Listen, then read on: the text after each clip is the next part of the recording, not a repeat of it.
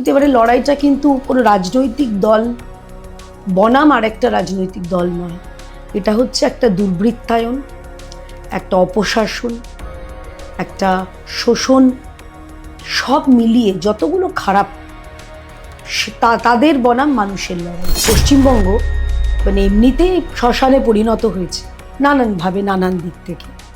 কিন্তু এই লড়াইটা যদি জিততে না পারি তাহলে আক্ষরিক অর্থে শ্মশান হয়ে যাবে পশ্চিমবঙ্গ। এই পশ্চিমবঙ্গের কটা মা নিশ্চিন্তে ঘুমোতে পারবেন অভয়ার পরে, তুমি আমাকে বলো। উনি বললেন পশ্চিমবঙ্গে তো কখনো বড় শিল্প সেরকমভাবে হয়নি, মানে কতখানি অশিক্ষিত, ইলিটারেট। এডুকেশন থাকলে যে লিটারেসি থাকবে সেটা নয়। ওই মাথা ঝাঁকানো ইংরেজি বলা সাংসদটা তার সব থেকে বড় উদাহরণ। উনি শোনেনি হিন্দুস্তান মোটরসের কথা। ধনে প্রাণে মারা যাবো, খাবো কি? তো ডাইরেক্ট পেটে লাথি, মানে চাকরি চলে যাওয়ার মতো। তো সেই জন্য তারা তাদের রক্তবিন্দু শেষ, মানে মোদিকে পছন্দ নাও করতে পারো, কোনো অসুবিধা নেই, কিন্তু মোদিকে ঘৃণা করতে করতে, মোদি হেট্রেডকে, কখন তুমি দেশকে তুমি ঘৃণা করতে শিখে গেছো বা ঘৃণা করছো, এইটা আমরা এখন দেখছি। এটা এখন ট্রেন্ড। ভালো পেমেন্ট পান বোঝাই যাচ্ছে, আমারও জানতে ইচ্ছে করছে কত পেমেন্ট পান। আর দ্বিতীয় কথা হচ্ছে, মমতার সাবস্টিটিউট আমাদের চাই না। ওরে বাপরে, এই একজনেতেই জ্বলছি। বাংলার মানুষ তোর মনে হয় আবার একটা মমতা চাইবে?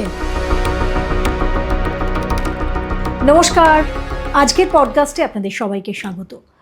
আর আজকের পডকাস্টে আমার সঙ্গে এসেছেন আমার প্রাক্তন সহকর্মী, আমার অত্যন্ত প্রিয় দিদি, এবং যিনি এখন বিজেপি নেত্রী, কেয়া ঘোষ। কেয়াদি, কেমন আছো আগে বলো? ব্যস্ত, ক্লান্ত, কিন্তু মানসিকভাবে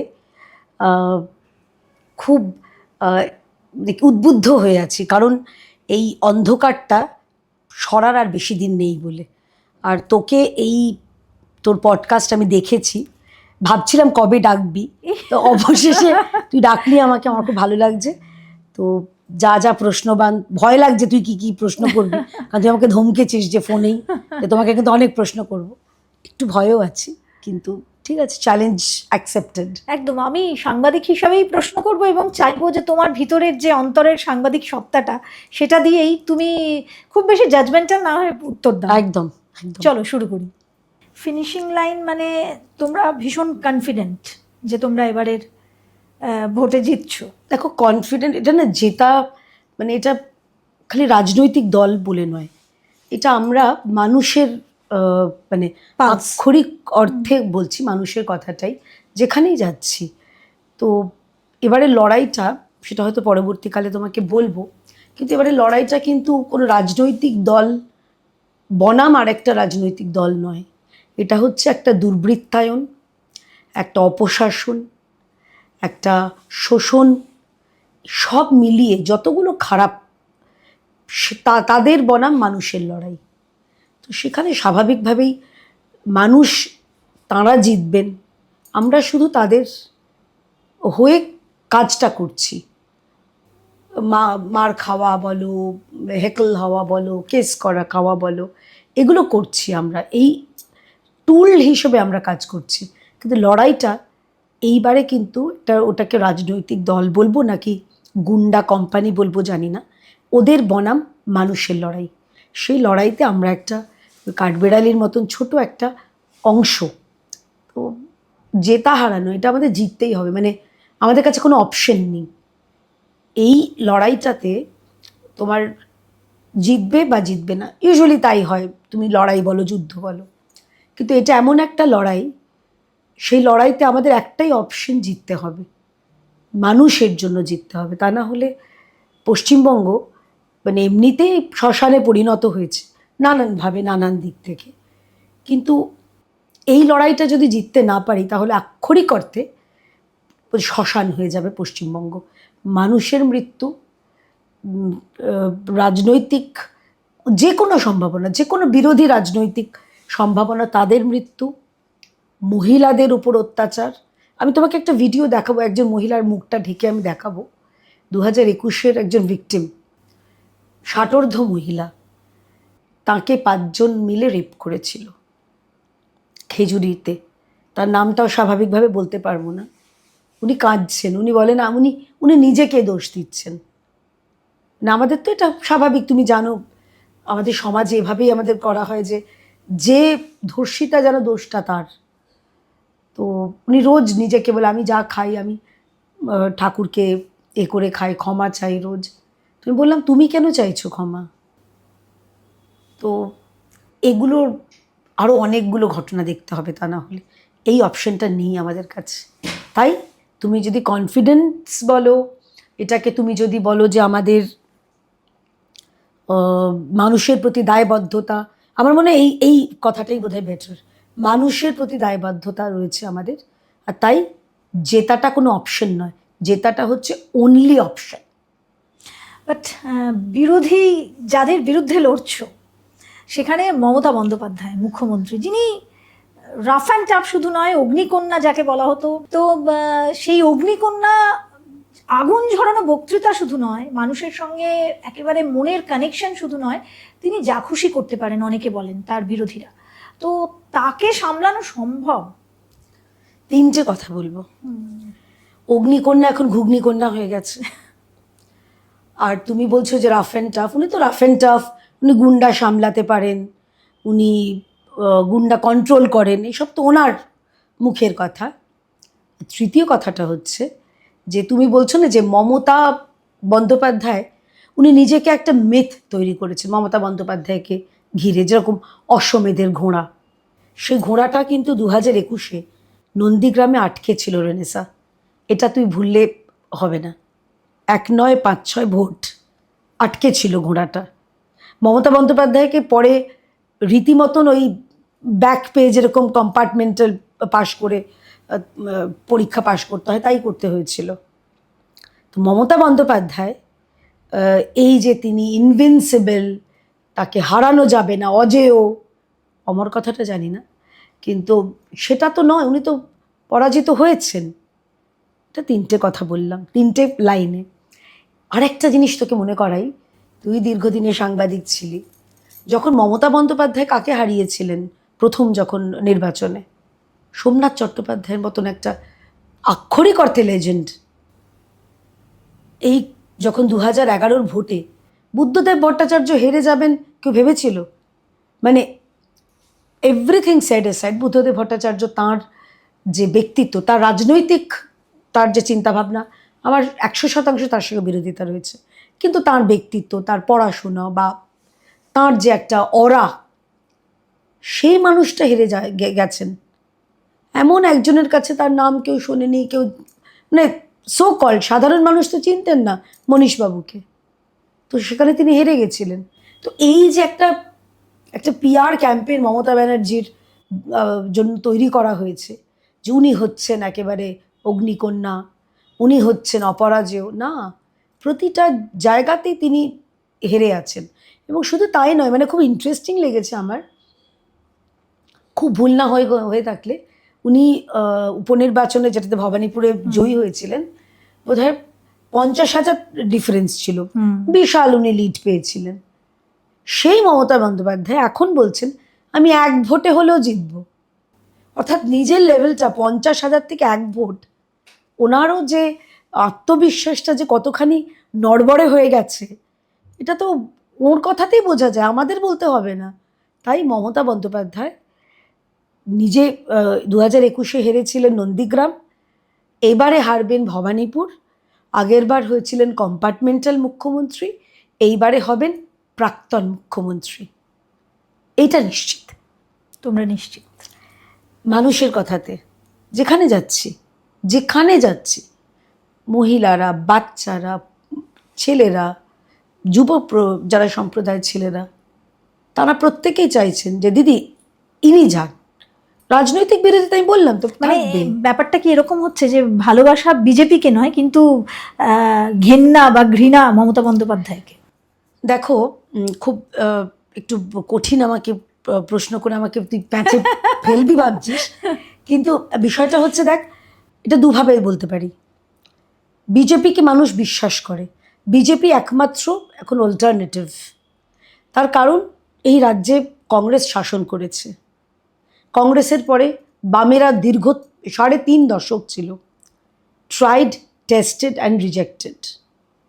তৃণমূল tried, tested, failed.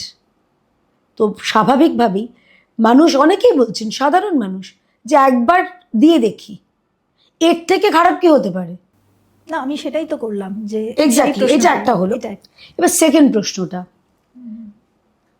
আমি একটা রাজনৈতিক দলের মানে তরফে আমি কথা বলবো, এটা যেমন সত্যি, কিন্তু যদি সাধারণ মানুষ হিসেবেও বলি, যদি যাদের চোখ কান খোলা, খবরের কাগজ টাগজ পড়েন, মানে খালি এগিয়ে থাকলেই তো হবে না, নিজেকেও তো এগিয়ে রাখতে হবে, তাই না? সেই জায়গায় দাঁড়িয়ে যদি আমার পাশের রাজ্য উড়িষ্যা, পাশে বিহার, তার পাশে আসাম, আসামে রেনেসা 27,000 কোটি টাকার সেমিকন্ডাক্টর হাব তৈরি হয়েছে, একটা ফার্স্ট ফেজ অপারেটিং কারখানা। আমাদের পশ্চিমবঙ্গে এসে মোহনরাম মাঝি তিনি শিল্প নিয়ে চলে গেলেন নাকের ডগা দিয়ে, আর আমরা এখানে চপ, ঘুগনি, মুড়ি, কয়লা, বালি এইসব শিল্প নিয়ে আমরা বসে আছি। এটা লজ্জা।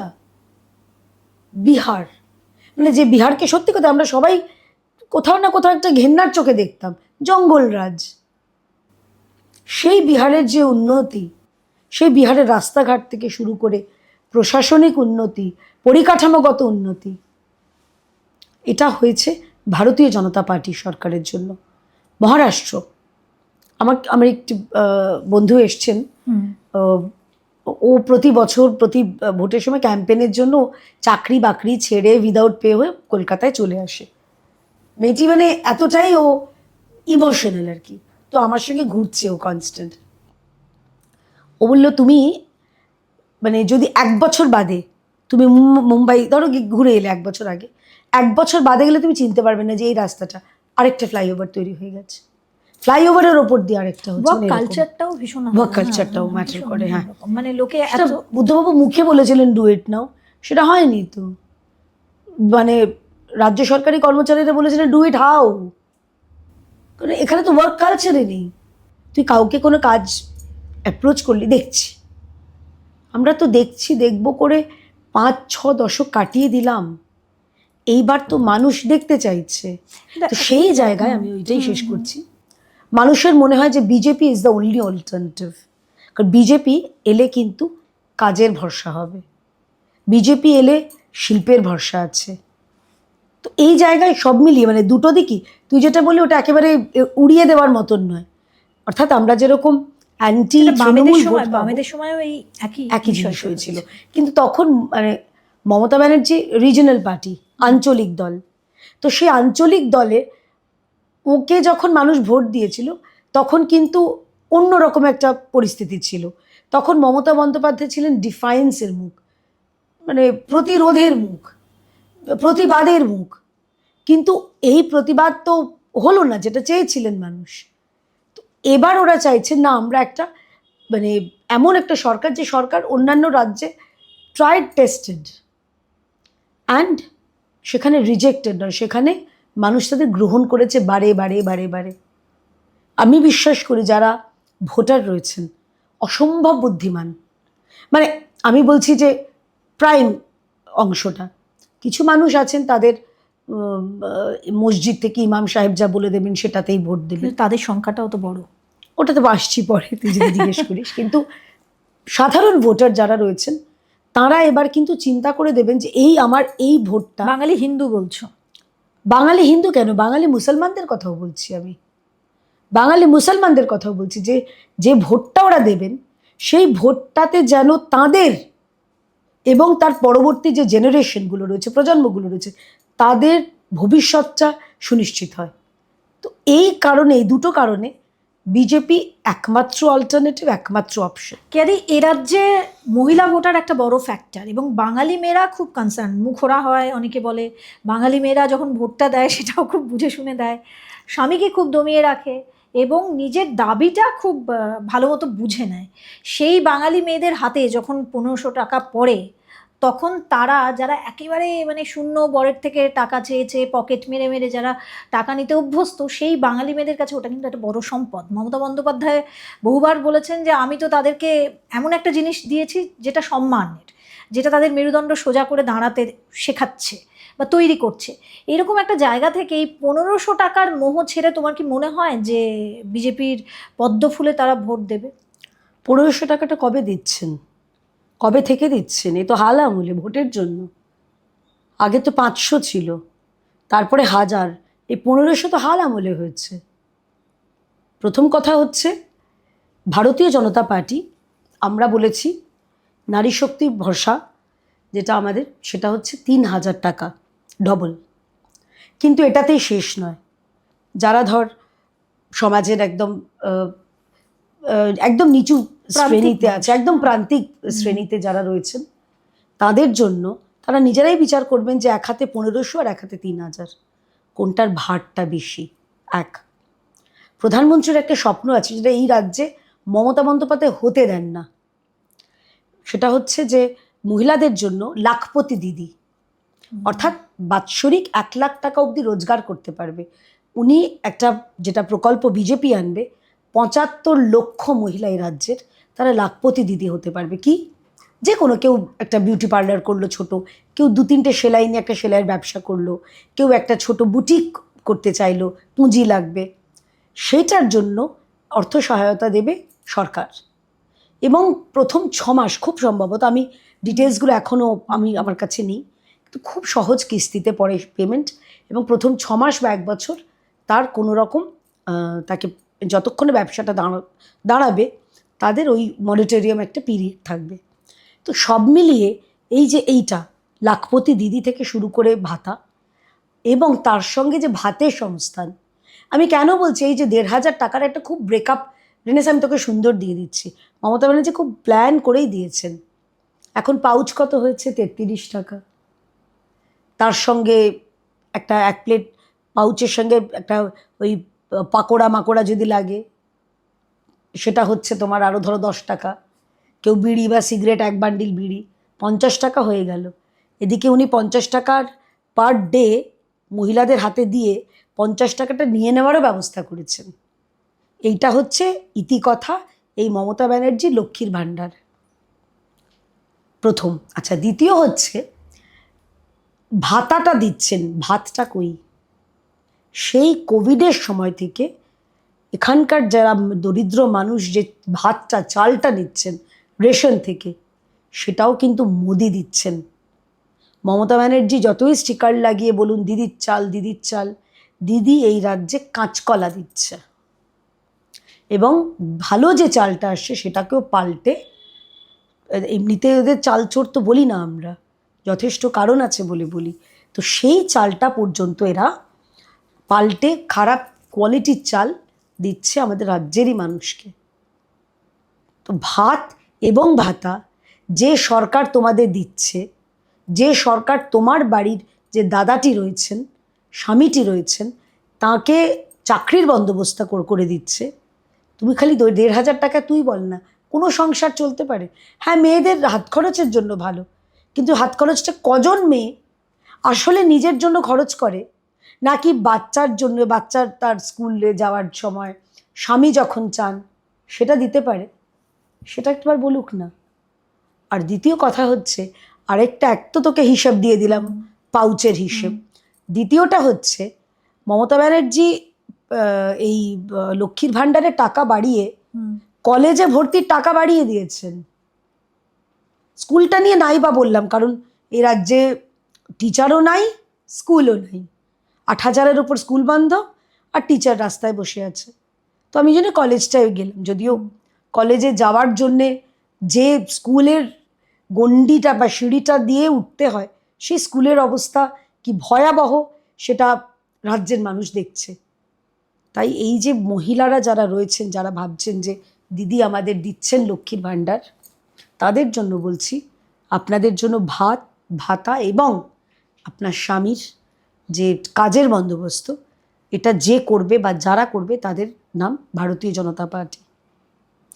তোমাদের এবারের যে যখন প্রার্থী তালিকা বের হলো এবং তারপর 21-এর নির্বাচনে তখনও আমি একটা প্রাইম চ্যানেলে কাজ করছি, তখন দেখেছি, তার পরের সময়টা দেখেছি, ঘর ছাড়াদের অবস্থা দেখেছি, সেই স্টোরিগুলো কভার করতে গিয়ে দেখেছি মানুষের কি দুরবস্থা এবং প্রার্থী নিয়েও যে যে নতুন এবং পুরনোদের মধ্যে যে দ্বন্দ্ব। এবার কিন্তু ব্যাপারটা দেখলাম যে খুব একটা ইউনাইটেডলি, এবং ঠিক। সেখানে বিভিন্ন বড় নেতাদের শুধু নয়, ছোটদেরও অনেক নেতা যারা টিকিটই পাননি, যারা একেবারে বহিষ্কৃত হয়েছিলেন, তারাও ফিরে এলেন। তো ভালো মানুষ, তাদের সঙ্গে ভালো সম্পর্কও একসময় ছিল যখন কাজ করেছি। কিন্তু এই ভালো মানুষগুলোকে তোমরা যে ফিরিয়ে আনলে, সেটা কি তোমাদের একটা ডিভিডেন্ড দেবে কি মনে হয়? মানে এই এই বার্তাটা কি, এটা কি একদম হাইকমান্ড থেকে বার্তা যে এক হয়ে লড়তে এটা হবে? সেটা তো ডেফিনেটলি। আর দ্বিতীয় কথা হচ্ছে, যারা বিজেপিতে আছেন, মানে এটা কীরকম জানিস তো, অনেকে হয়তো দেখ, মান অভিমান থাকতেই পারে যে কোনো। আমি তো আমার নিজের মেয়ের সঙ্গে আমার মান অভিমান হয়। মা যখন বেঁচে ছিল তখন মায়ের সঙ্গে মান অভিমান, দুদিন কথা বললাম না। তো একটা সংসারে থাকলে হতে পারে, কিন্তু তার যিনি ছিলেন, তিনি তো আসলে আদতে বিজেপি। মানে তুমি তো তাকে, দেখ, দলের মধ্যে পদ কতদিন, 3 বছর। কেউ যদি সেই পদে রিপিট হন, বড় জোর 6 বছর। কিন্তু রাজনৈতিক ক্যারিয়ারটা তো খালি 6 বছরের নয়। তুমি যে আদর্শটা তোমার মধ্যে আছে, সেটা তো তোমার কাছ থেকে কেউ কেড়ে নিতে পারবে না। যদি কেউ কচু বলে লাথিকে সেই কচু বলেই চলে যায়, সেটা আলাদা কথা। কিন্তু আদারওয়াইজ, বা তোমার যদি কিছু পাওনা থাকে, পাওয়ার থাকে, তুমি যদি আক্ষরিক অর্থে তোমার হৃদয়ে, তুমি যদি একটা রাজনৈতিক আদর্শকে মেনে নিয়ে তুমি সেই রাজনীতিটা করছো, সেটা তো দেখ, আমাকে অনেকে জিজ্ঞেস করেছেন, তোমাকে তো টিকিট দিল না। তুমি ক্ষুব্ধ? না, আমি ক্ষুব্ধ নই, তার কারণ আমি জানি বিজেপি এমন একটা পার্টি, বিজেপি যদি মনে করে, মানে আমি তো এটা জেনেই এসেছি, আমি তো এরকম ডিলিং করে আসিনি আমার টিকিট দিয়ে দেওয়া হবে, কিন্তু না, আমি তো এটা জেনেই এসেছি যে আজকে আমাকে পার্টি চ্যানেলে পাঠাচ্ছে, কালকে যদি বলে না আপনি চ্যানেলে যাবেন না, আপনার কাজ হচ্ছে আপনার পাড়ার বুথে থেকে বুথটাকে মজবুত করার, আমি সেটাই করব। আমরা আবার একটা ভোটের সামনে দাঁড়িয়ে আছি এবং তোমরা বলছো তোমাদের প্রচুর কনফিডেন্স। মমতা বন্দ্যোপাধ্যায় এবারে কোথাও তিনি বলছেন আমি যদি ফিরে আসি, এই শব্দটা তিনি প্রয়োগ করছেন। তার মানে কোথাও একটা নার্ভাসনেস, এটা তোমরা বলছো। কিন্তু আমার সব থেকে বড় প্রশ্ন, পাড়ার অটোওয়ালা, কাজের দিদিরা, তাদের কাছে এই 1500 টাকা বা এই যুবসাথীর যে স্কিম, আমি এরকম অনেক লোককে জানি যারা মিডিয়াতে একসময় কাজ করেছে। মিডিয়া কতটা আন্ডারপেড আমরা জানি, এক একটা মিডিয়া হাউস, সেখানে তারা হয়তো খুব কষ্টসিষ্টে আছে, সার্ভাইভ করছে, আবার যুবসাথীর জন্যও লাইন দিয়েছে। তাদের কাছে ওটা হয়তো সন্তানের জন্য জমানো, বা আমাদের মতো পরিবারের যারা যারা আমরাও স্ট্রাগল করছি, আমাদের পরিবারের মেয়েরাও এখন থেকেই ঠিক করছে যে তারা বাইরে পড়বে, কারণ এখানে কিছু নেই, তারা জানে। বাঙালি বাড়িতে এখন যে ছেলেমেয়েরা জন্মায়, মা বাবা প্রথমেই বলে দেয় যে তোমাকে কিন্তু বাইরে যেতে হবে, এটা ভেবেই রাখো। অতএব এটা একটা ওল্ড এজ হোম, আমার বাইরে বন্ধুরা এটা বলে। তো এইটা কি চেঞ্জ হবে? পশ্চিমবঙ্গ এই মুহূর্তে বৃদ্ধাশ্রম। বিশেষ করে তুমি সাউথ কলকাতায় বালিগঞ্জ, ডোভারলেন, ওই সবগুলো বড় বড় ফ্ল্যাট, খুব সুন্দর সাজানো, ঝাঁ চকচকে। প্রত্যেকেই বলবেন আমার ছেলে, আমার মেয়ে, কেউ আমেরিকায়, কেউ লন্ডনে, কেউ ইউরোপ, কেউ অস্ট্রেলিয়া, বিভিন্ন জায়গায় থাকেন, বা ভারতের মধ্যে কেউ দিল্লিতে থাকে, কেউ গুরুগ্রাম, কেউ নয়ডা, কেউ ব্যাঙ্গালোর। কিন্তু পশ্চিমবঙ্গে থাকতে চায় না, কারণ এরকম নয়, দেখো, সেধে কি বাড়ি থেকে দূরে কেউ চায়? কিন্তু উপায় নেই তো। তুমি যে এত পড়াশোনা করেছো, তোমার বাবা মা এত টাকা খরচ করেছেন তোমার জন্যে, তোমাকে তো সেটা কিছুটা তো তোমাকে মানে রিটার্ন করতে হবে, নিজের পায়ে দাঁড়াতে হবে, নিজের ভবিষ্যৎ গড়তে হবে। পশ্চিমবঙ্গের স্যালারি স্কেল, আচ্ছা আমি অত উঁচুতে যাচ্ছি না, আমি তোমাকে, যারা দিনমজুর, আমি গতকাল একটা ভিডিও দেখছিলাম, একজন বাইরে থেকে করেছেন, সম্ভবত ওটা আন্ধ্রতে করেছেন উনি, হায়দ্রাবাদে। বলছেন যে এখানে যারা গাছে জল দিচ্ছে, ওদের মিউনিসিপ্যাল কর্পোরেশনের, তাদের মাইনে হচ্ছে 23 থেকে 25,000 টাকা। তুমি এবার পশ্চিমবঙ্গে কম্পেয়ার করো, আমাদের এখানে কেএমসিতে যারা রাস্তায় জল দেন বা যারা রাস্তা পরিষ্কারের কাজ করেন, তাদের প্রথম কথা তারা কন্ট্রাকচুয়াল ডেলি লেবার, এবং 23 থেকে 25 মানে এটা তাদের কাছে স্বপ্ন। তো এই কাজটা করার জন্য মানুষ বাইরে যাচ্ছে। যে পরিযায়ী শ্রমিক বিভিন্ন জায়গা দেখো তুমি, মালদা মুর্শিদাবাদের অধিকাংশ পরিযায়ী শ্রমিক কোনো জায়গায় দুর্ঘটনা হলে মারা যায়। কেন? কেন তারা বাংলায় থাকেন না? আমি রাজনৈতিক কথাই ভুলে যাচ্ছি। কেরলেও যাচ্ছে, কর্ণাটকে যাচ্ছে, গুজরাট যাচ্ছে, উত্তরপ্রদেশ যাচ্ছে, রাজস্থান যাচ্ছে, কিন্তু পশ্চিমবঙ্গে থাকছে না। তার কারণ পশ্চিমবঙ্গে যে ন্যূনতম যে মজুরি, দৈনিক মজুরি সব থেকে কম, সারা দেশের মতো অন্যতম কম। সেই জায়গায় আমরা বলছি দৈনিক মজুরি একটা বেসিক একটা আমরা নিশ্চিত করব, যাতে আমাদের পশ্চিমবঙ্গের স্কিলড হোক বা আনস্কিলড হোক, তাদের বাংলা থেকে বেরোতে হবে না, তারা বাংলাতেই থাকবে। এবং তাছাড়াও যখন শুরু হবে, শুধুমাত্র একটা শিল্প মানে একটা তো কারখানা নয়, তার সঙ্গে যে অনুসারী শিল্প, অ্যানজিলিয়ারি অনেক কিছু হয়, সেগুলোতে মানুষ কাজ পাবে। আচ্ছা, কাজেরও দরকার নেই। ওখানে যে ছোট ছোট ধরো এই মমতা ব্যানার্জি বলেন না চায়ের দোকান, ঘুগনির দোকান, এখন তো এমন অবস্থা ওনার যে ঘুগনির দোকান, চায়ের দোকান বেশি হয়ে যাবে, খরিদ্দার থাকবে না। সবাই যদি ঘুগনি বিক্রি করে খাবেটাকে? সেটা তো হবে না। কিন্তু ছোট হোটেল, ভাতের হোটেল, কেউ যদি চান মেয়েরা তাদের যারা ফ্যামিলি আসবে তাদের বাড়িতে কোনো ডোমেস্টিক হেল্প, বা এখন এই খুব সুন্দর এগুলো কি home- তুমি তোমার স্বপ্ন বলছো নাকি তোমাদের রোডম্যাপ তৈরি? আমি রোডম্যাপ আমাদের খানিকটা তৈরি, তাকে স্বপ্ন থেকেই তো রোডম্যাপটা তৈরি হবে। আমাদের যে সংকল্পপত্র, ওটা তো স্বপ্ন, এবং এই স্বপ্নটাকে বাস্তবায়িত করতে তো রোডম্যাপটা লাগবে। মানে তুমি তো রাস্তা ছাড়া যেতে পারবে না। মমতা ব্যানার্জির মতন আমি ওখানে শিল্প করে দিচ্ছি, land bank, hand bank, tan bank, খালি জানা গেল দুর্নীতির ব্যাংক হয়েছে পশ্চিমবঙ্গে, সেরকম তো নয়। তোমাকে তো বাস্তবায়িত করতে হবে সেই স্বপ্নগুলো। তো সেগুলোর জন্যেই যেগুলো দরকার, মানে আমার খুব ভালো লাগে জানো তো, মানে মেয়েরা, বিশেষ করে নিজে মেয়ে বলে একটু পার্শিয়ালও আমি, সে সমাজের যে শ্রেণীর মেয়েরা হোক, যত বয়সী হোক, কম বয়সী হোক, বেশি বয়সী হোক, মেয়েদের যেন তাদের যে এম্পাওয়ারমেন্ট সেটা যেন যথার্থভাবে হয়, তাদের নিরাপত্তা। একটা মহিলা মুখ্যমন্ত্রী যখন বলেন যে 8টার পরে বেরোবেন না, আমি নিজে মা, আমি তোমাকে একটা অন্য দিক থেকেও প্রশ্ন করছি, যে যখন মহিলা এম্পাওয়ারমেন্ট বলছো, এই পশ্চিমবঙ্গে যারা দেখছেন তোমার এই পডকাস্টটা, আমি তাদেরও জিজ্ঞেস করতে চাই যে আপনার বাড়ির মেয়েটি যদি ডাক্তারি, ঈশ্বর করুন ডাক্তারিতে চান্স পেয়ে যখন ডাক্তারি পড়তে যাবে, তার যদি নাইট ডিউটি থাকে, এই পশ্চিমবঙ্গের কটা মা নিশ্চিন্তে ঘুমোতে পারবেন অভয়ার পরে? তুমি আমাকে বলো। আচ্ছা, এটা তো গেল রাতের কথা। দিনের বেলা তোমার মেয়ে কলেজে গেছে, তোমার মেয়ে উকিল হবে, মানে তোমার মেয়ে বলতে যার কারোর মেয়ে, তুমি কলেজে গেছে, তুমিও নিশ্চিন্ত থাকতে পারবে? কসবা ল কলেজ মনে আছে তো? না, এটা এটা খুব ফ্র্যাঙ্কলি বলার দরকার। আমার মনে হয় একজন মহিলা হিসাবে এটা কোনো রাজনৈতিক বিভাজনের রাজনীতি দূরে সরিয়েই বলছি যে আফটার অভয়ার ঘটনা, আরজি করের ঘটনা, সত্যি নিজের মেয়েকে, নিজের পরিবারের যে সমস্ত বাচ্চারা রয়েছে, ছেলে মেয়ে নির্বিশেষে, কাউকে একা ছাড়তে খুব ভয় লাগে। সত্যি তাই।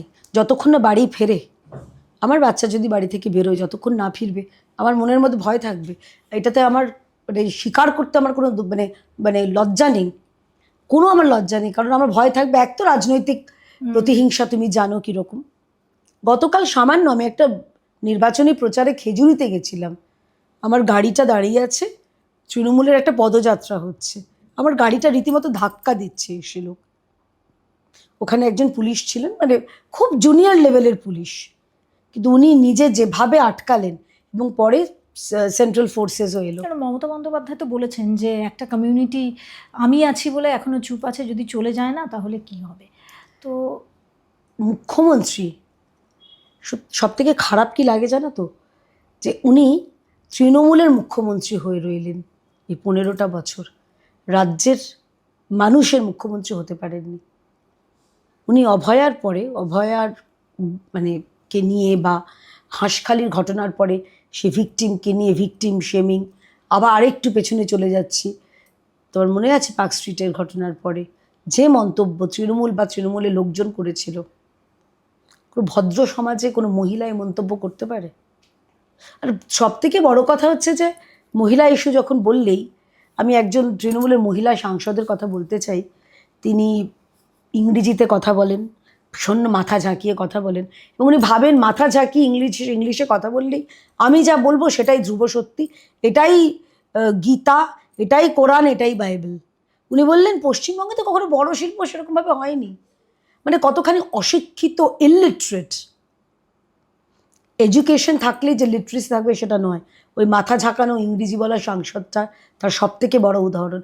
উনি শোনেনি হিন্দুস্তান মোটরসের কথা, উনি শোনেনি জেসপের কথা, উনি শোনেনি জিএসকের কথা, উনি শোনেনি এখানে আমাদের জেসপের কথা, ডানলপের কথা, বোরোলিন, উষা, এতগুলো কারখানা বন্ধ হয়ে গেছে কিন্তু শোনেনি। আমাদের হুগলি নদীর দুধার দিয়ে যায় সারে সারে জুট মিল, সব বন্ধ হয়ে গেছে, উনি জানেনই না। বা যদি আমরা আরও কয়েক শতক এগিয়ে যাই তাহলে এই গঙ্গারেধি সভ্যতা বা সিভিলাইজেশন, এখানে থেকে মশলা যেত ইউরোপে, ভাবতে এখান পারছো? থেকে মসলিন যেত। ও তুমি অতটা আশা করো না, মানে আমি 50 বছরটার উনি জানেন না, তুমি তারও আগে চলে যাচ্ছ, এই জানবে কি করে? খালি মাথা ঝাঁকিয়ে কথা বললে তো হয় না। আমিও বিলক্ষণ মাথা ঝাঁকাতে পারি, আমার মাথা যন্ত্রণা হয় যদিও অত মাথা ঝাঁকালে। আসলে কিছু না থাকলে মাঝে মধ্যে নাড়িয়ে নাড়িয়ে একটু ঘুরিয়ে নিতে হয় আর কি, যদি কিছু বেরোয়। সেটা হয়তো ওনার অভ্যেস। এমন তিনটে জিনিসের কথা বলো যেটা দেখে এই পশ্চিমবাংলার মানুষ বিজেপিকে ভোট দেবেই বলে তোমরা আশ্বস্ত এবং তোমাদের ভরসা আছে। নরেন্দ্র মোদীর সুশাসন,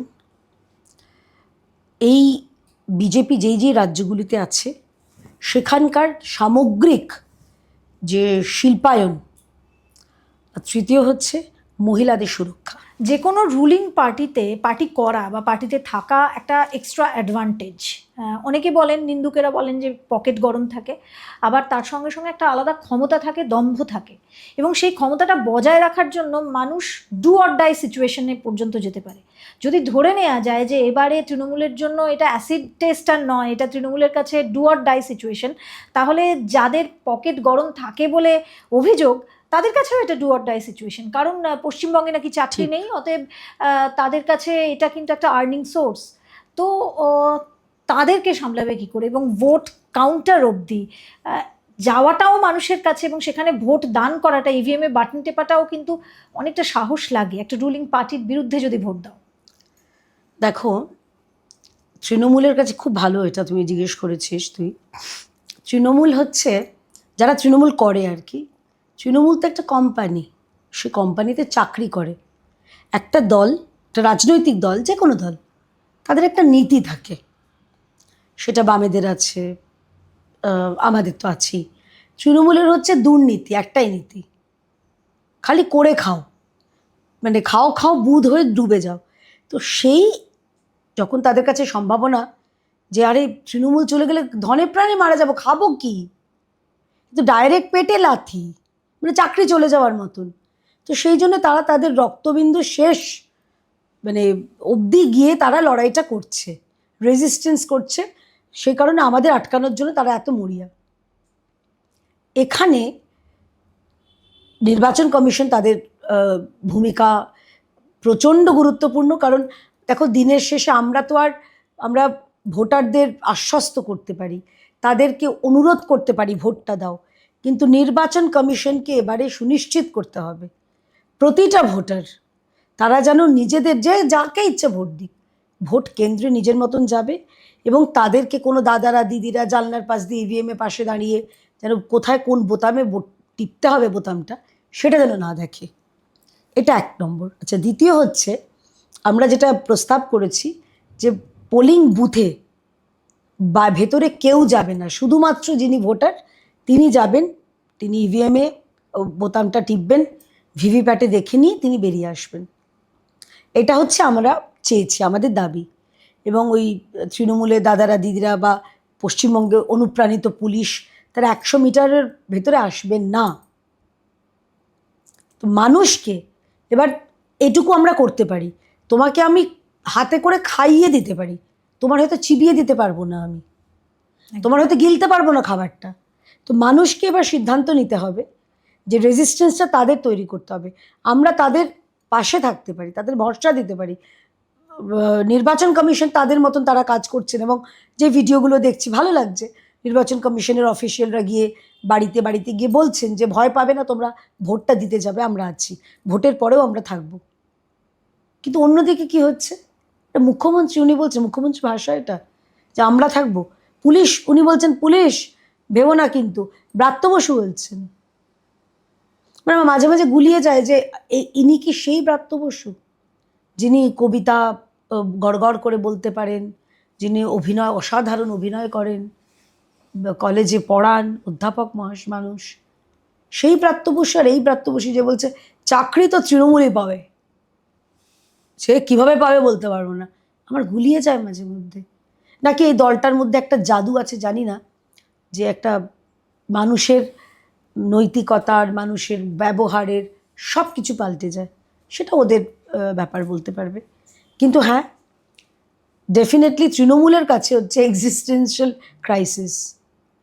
মানে যারা অন্য রাজ্যের মানুষকে চা, মুড়ি, চপ, ঘুগনি বেচার পরামর্শ দিচ্ছিল, দুদিন বাদে যখন তাদের সরকারটা চলে যাবে, তুমি নিশ্চিত করে বলছি এরকম বহু নেতাদের দেখবে তার রাস্তার ধারে দোকান দিয়ে বসে আছে, চা, মুড়ি, চপ, ঘুগনি এইসব বেচছে। তাদের তো আর কিছু করতে পারে না, চুরি ছাড়া। চুরিটা বন্ধ হয়ে যাবে, সরকার ক্ষমতায় থাকবে না। হীরক রাজার দেশের খুব একটা ইন্টারেস্টিং এবং খুব মজাদার একটা ডায়লগ, ওরা যত বেশি পড়ে, ওরা যত বেশি জানে, তত বেশি জানে, আর ওরা তত বেশি কথা বলে। ঠিক। তো সেটা রাজার জন্য কখনোই ভালো নয়, রাজা কখনো এরকম, সেটা যে রাজাই হোক, যাই হোক। তো যদি এটাই আমরা ধরে নিই, তাহলে বামেরা তারা উদ্বাস্তুদের মাসিহা, তারাও উদ্বাস্তুদেরই প্রমোট করেছিল। আবার যদি আমরা তৃণমূল সরকারের কথা ভাবি, তাহলে একটা শ্রেণী, মানে আমরা একেবারে ছাপোষা প্রান্তিক মানুষ, যারা ঘরে ঘরে কাজ করে, যারা লক্ষ্মীকান্তপুর এক্সপ্রেস ধরে যারা এখানে কাজ করতে আসে কলকাতায়, বা গ্রামে গঞ্জে ছড়িয়ে থাকা যারা 100 দিনের কাজ করতো, বা এই ধরনের মানুষরা, তাদের কাছে একটা টাকা পৌঁছে দেওয়া, বা তারা এত কিছু বোঝে না, তাদের কাছে ওই টাকাটুকুই যথেষ্ট, তাদের মাসিহা। এখন এইরকম একটা জায়গা থেকে পরিবর্তন করা এবং এরকম একটা জায়গা থেকে যে সিস্টেমটাকে ভাঙা, সেটা কিন্তু খুব বড় কথা, বড় ব্যাপার। তোমার কি মনে হয় যে যদি তোমরা যেরকম কনফিডেন্ট বলছো তোমরা সরকারে আসবে, যদি সরকারে আসো, বিজেপি কি বাংলার মেরুদণ্ডটা যেভাবে ভেঙে দেওয়া হয়েছে, বাঙালির মেরুদণ্ডটা যেভাবে ভেঙে দেওয়া হয়েছে, সেটা কি বলবো, আবার দাঁড়াতে পারবে বাঙালি? মানে মেরুদণ্ড সোজা করে বাঙালি দাঁড়াতে পারবে? কারণ বাঙালি কিন্তু অন্য জাতিদের মতো নয়, বাঙালির একটা মেরুদণ্ড আছে, বাঙালির একটা স্বর আছে। সেই স্বর যদি এখানকার রাজা বা এখানকার মাসিহা বিজেপি হয়, তাহলে তারা সেই জায়গা দেবে। সবার আগে আমি তোমাকে একটা কারেকশন করি, বিজেপি কোনো মাসিহা হবে না। বিজেপি রাজতন্ত্রে বিশ্বাস করে না। আমাদের কোনো রাজা নেই, রানী নেই, যুবরাজ নেই। যিনি আসবেন তিনি পশ্চিমবঙ্গকে সুশাসন দিতে আসবেন। দেশের প্রধানমন্ত্রী নিজেকে দেশের সেবক যখন বলেন, আমাদেরও পশ্চিমবঙ্গের একজন সেবক আসবেন। এবার তুমি যেটা প্রশ্ন করছো যে মেরুদণ্ড, দেখো এত বড় একটা ফ্র্যাকচার রাতারাতি তো ঠিক হবে না, সময় লাগবে। এত বড় ফ্র্যাকচার, এবং যত বয়স হয়ে যায় বলে না যে ফ্র্যাকচারটা, হাড়টা জুড়তে সময় লাগে, সময় লাগবে। এটা তোমার মানে ওভারনাইট, রাতারাতি আলাদিনের আশ্চর্য প্রদীপটি ঘষলাম, জিন বেরিয়ে সব ঠিক করে দিলে হবে না, সময় লাগবে। কিন্তু হবে, ওই একটাই কারণে হবে, কারণ বাঙালি, তুমি যেটা বললে, আমরা বড় কঠিন ঠাঁই। কিন্তু যারা, অন্তত আমি আমার নিজের কথা বলছি, আমার পূর্বপুরুষ 47 সালে উদ্বাস্তু ফরিদপুর থেকে চলে এসেছিলেন। এখানে এসে কিন্তু রীতিমতন আমার বাবা কাকা প্রত্যেকেই ভালো প্লেসড, কেউ আর্মিতে চাকরি করেছেন, কেউ সরকারি চাকরি করেছেন, কেউ মানে পুলিশে ছিলেন, এরকম ধরনের লোকজন, কেউ ইঞ্জিনিয়ারিং করেছেন। তো তারা নিজেদের দাঁড় করিয়েছে। মানে বাঙালি হচ্ছে এমন একটা জাতি, তুমি যেখানেই তাদের ফেলে দাও না কেন, একদিন না একদিন কিন্তু উঠে দাঁড়াবেই, ঘুরে দাঁড়াবেই। পশ্চিমবঙ্গের বাঙালি, তাদের অবশ্যই হাতটা ধরতে হবে। তাদের সেই হাত ধরাটার কাজ করব আমরা। তারা দাঁড়াবেন, তাদের যে ফ্র্যাকচার, এত বড় একটা ফ্র্যাকচার হয়ে আছে, সমস্ত, তুমি খালি মেরুদণ্ড বলছিলাম যে হাত পা হাঁটু সব জায়গা ভেঙে দিয়েছে, সেগুলো সব সারিয়ে বাঙালি দাঁড়াবে। ওয়ার্ক কালচার তুমি সব জায়গায়, মানে এই যে কীরকম, মানে ওয়ার্ক কালচার যখন বলছো, আমি তার সঙ্গে বলতে চাই যে কীরকম মিথ্যে চড়ানো হয়। এই যে চা বাগান, মমতা ব্যানার্জি খুব অবলীলাক্রমে বলে দিচ্ছেন আমি কি করব, চা বাগান তো কেন্দ্রীয় সরকারের না। উত্তরবঙ্গে আউট অফ যেগুলো সরকারি 26টা চা বাগানের মধ্যে শুধুমাত্র একটা কেন্দ্রীয় সরকারের, বাকি সব রাজ্য সরকারের নিয়ন্ত্রণে। সব চা বাগানের কি অবস্থা চিন্তা করো। যারা চা বাগানের মালিক তারাও ঢুকছেন, স্বাভাবিক, সরকার থেকে তাদেরকে ব্যাকআপ দেওয়া হচ্ছে না। আমাদের যেরকম ওই চা বাগানের উত্তরবঙ্গের যে চা শ্রমিকরা রয়েছে এবং চা বাগান সার্বিকভাবে সেটাও যেরকম দেখতে হবে, তেমনভাবে দক্ষিণবঙ্গতেও সুন্দরবনের এরকম বিস্তীর্ণ জায়গা অবহেলায় পড়ে রয়েছে। বিভিন্ন জায়গা, মানে আমি ভাবি আমার পাশের রাজ্য উড়িষ্যা, সেখানে তুমি কতদিন ধরে ছোটো ছোটো ছোটো ট্যুরিস্ট স্পট, সমুদ্রের কতগুলো সৈকত রয়েছে, কি বিউটিফুলি ওরা মার্কেটিং করেছে। আমরা কেন করি না? আমরা করি না একটাই কারণে, কারণ কে করবে? করলেই ধরো একটা করে ব্যবসাদার এলেন, তিনি করবেন, করলেই তো তার কাছে লোকাল গুন্ডারা চলে যাবে হাত পাততে না, ছিনিয়ে নিতে। বিজেপি সরকারে এলে সাংবাদিকরা প্রশ্ন করতে পারবে? এই যেমন আমি তোমাকে এত খোলাখুলি প্রশ্ন করতে পারছি, এরপর যখন তোমরা জিতে যাবে আমি কি প্রশ্ন করতে পারবো? এরকম ভাবে বেশি করতে পারবে, কারণ তখন তো আমাদের দায়বদ্ধতা থাকবে। না, প্রশ্ন করলে তো আজকাল কেন, বহুদিন থেকে, 15 বছর বা তারও আগের থেকে আমরা দেখছি শাসক একদম পছন্দ করেন না। বিজেপিকে করতে পারবে, আমরা প্রশ্নের জবাব দেবো, একদম আশ্বস্ত করছি। রাজ্যের মানুষকে আশ্বস্ত করছি, সাংবাদিক তো করবেনই, রাজ্যের মানুষকে আশ্বস্ত করছি। বিজেপিকে প্রশ্ন করলে কাউকে জেলে, মানে রাতের অন্ধকারে ক্রিমিনালদের মতন তার কাছে গাড়ি পাঠিয়ে তুলে নেওয়া হবে না। মানে তুমি তাবড় যারা ন্যাশনালি দিন রাত মিথ্যে কথা বলে যাচ্ছেন, মিথ্যে খবর ছড়িয়ে যাচ্ছেন, তাদের অন্তত গ্রেপ্তার করা হবে না ক্রিমিনালদের মতন। মানুষ হিসেবে আইনত ব্যবস্থা, তুমি যদি মিথ্যে কথা বলো দেশের সুরক্ষার স্বার্থে, দেশের মানুষের স্বার্থে, ওই যেরকম ওই মাথা ঝাঁকানো সাংসদ, ভাবতে পারছো?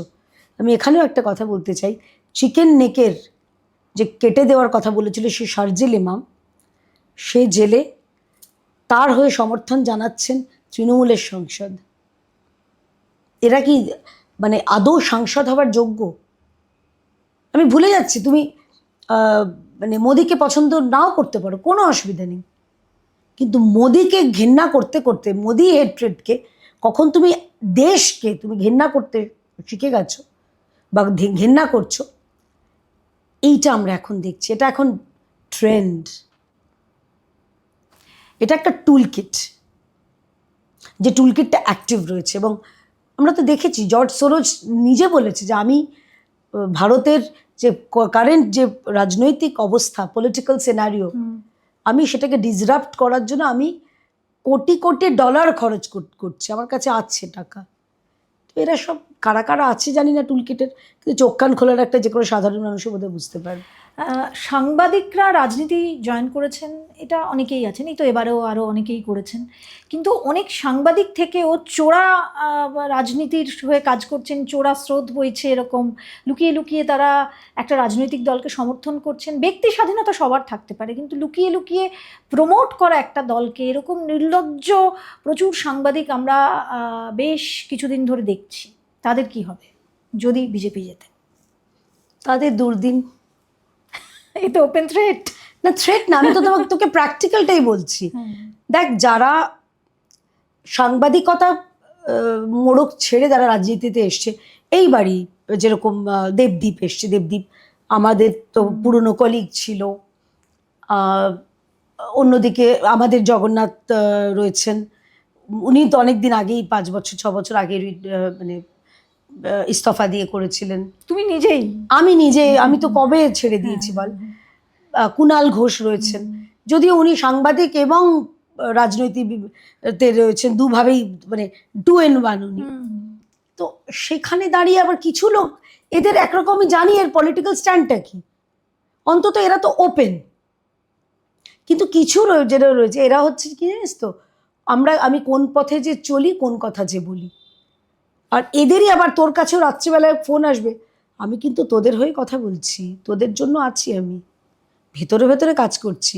সেই একই ফোনটা, আমার কাছে ফোনটা রেখে আবার ধর আমি বিজেপি তৃণমূলের কাউকে ফোন করবে, আমি আছি, আবার বামেদেরও একরকম এই ভাষাটা, কংগ্রেসকে কেউ পাত্তা দেয় না, আলাদা কথা। তো এই একই জিনিস করবে। এরা হচ্ছে আরও ডেঞ্জারাস।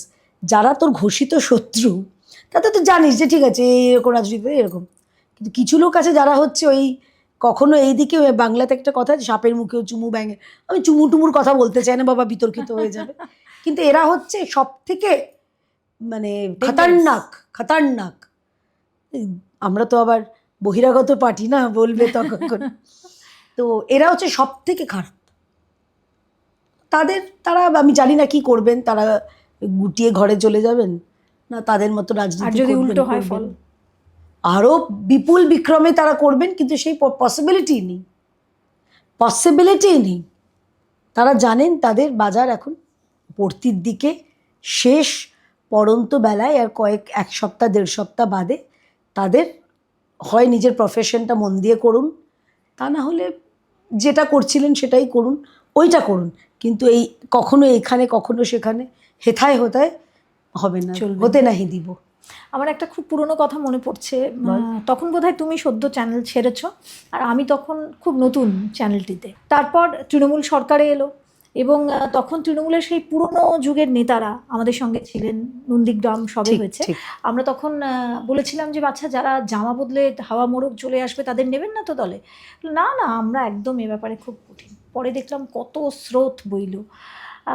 এখন বিজেপি ক্ষমতায় আসেনি, তার আগেই কিন্তু অনেক বেনজল ঢুকেছে। তুমি মানো সেটা? তাহলে দেখ, বেনজল কিনা জানি না, কিন্তু 2021-এর আগে তুইও দেখেছিলি যে বহু মানুষ এসছিলেন, বহু বড় নেতাও এসছিলেন, যারা সত্যি বিজেপিকে ভালোবেসে থেকে গেছেন, হার জেনেও থেকে গেছেন, তারা কিন্তু রয়ে গেছেন এবং তারা নিজেদেরকে বিজেপির সঙ্গে সম্পৃক্ত করেছেন।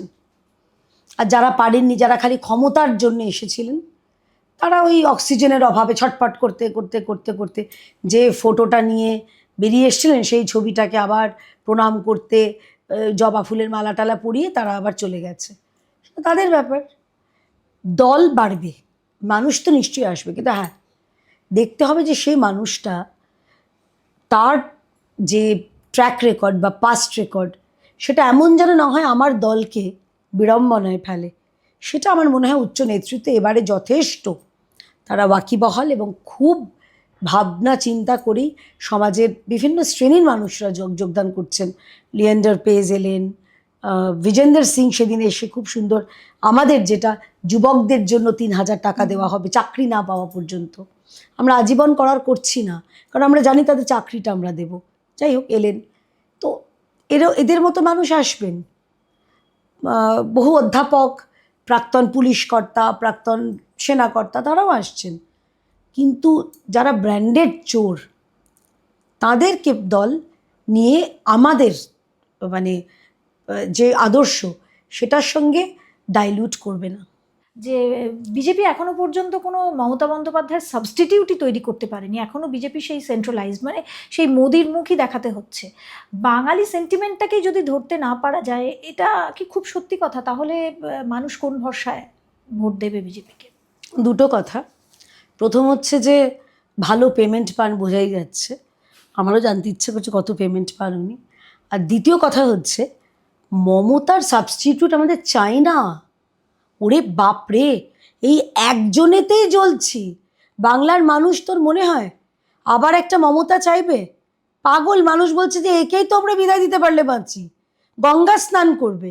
সেখানে বাবা ওই এক মমতাতেই পশ্চিমবঙ্গ জ্বলে পুড়ে শেষ হয়ে গেছে। যিনি আসবেন বাংলা বলে নয়, ভারতীয় জনতা পার্টি বাই নেচার, যেখানে যেখানে আমাদের সরকার হয়, হয়তো মুখ্যমন্ত্রীদের চমক থাকে সব জায়গায়, যিনি আসবেন পশ্চিমবঙ্গেরই হবেন। কোনো ওই ইউসুফ পাঠান, শত্রুঘ্ন সিনহা, কীর্তি আজাদ, রাজীব কুমার, মেনকা গুরুস্বামীর মতন বাঙালি হবে, অন্য রাজ্যের থেকে আসবেন না। পশ্চিমবঙ্গের বাঙালি মুখ্যমন্ত্রী পাবে পশ্চিমবঙ্গের মানুষ, যিনি পশ্চিমবঙ্গের মানুষের তাদের ভাবনা, তাদের চিন্তা, তাদের ইমোশন সব কিছুর সঙ্গে সম্পৃক্ত হবেন।